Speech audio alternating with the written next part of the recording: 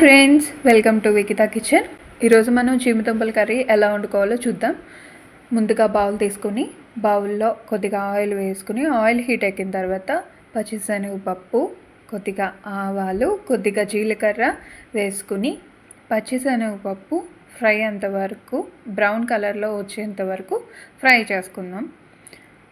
ఈ విధంగా brown colour వచ్చిన తర్వాత కచ్చపచ్చగా దంచిన వెల్లుల్లిపాయల్ని మనం యాడ్ చేసుకుని వెల్లుల్లిపాయలు కూడా బ్రౌన్ కలర్ వచ్చిన తర్వాత ఎండుమిరపకాయలు, కరివేపాకు వేసుకుని మనం ఫ్రై చేసుకుందాం.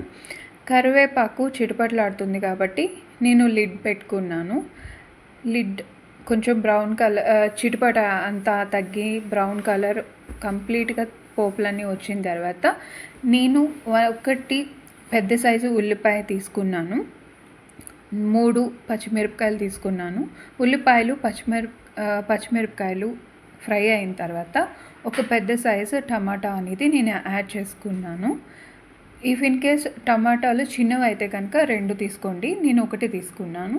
ఇప్పుడు తగినంత పసుపు, 1/2 టీ స్పూన్ కారం, ధనియాల పొడి 1 టీ స్పూన్ అండ్ కూరకి తగినంత సాల్ట్ నేను తీసుకున్నాను.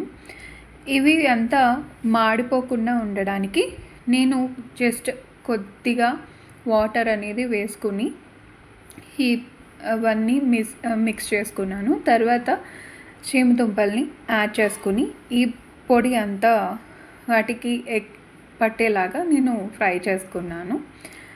ఇక్కడ చిన్న ప్రాబ్లం ఏంటంటే వీడియో నేను రికార్డ్ చేయలేదు. సో మీరు కొద్దిగా చింతపండు గుజ్జును వేసుకుని కొద్దిగా వాటర్ని వేసుకుని కర్రీ అంతా దగ్గరికి అయిన తర్వాత మీరు గార్నిష్ చేసుకోండి కొత్తిమీరతో.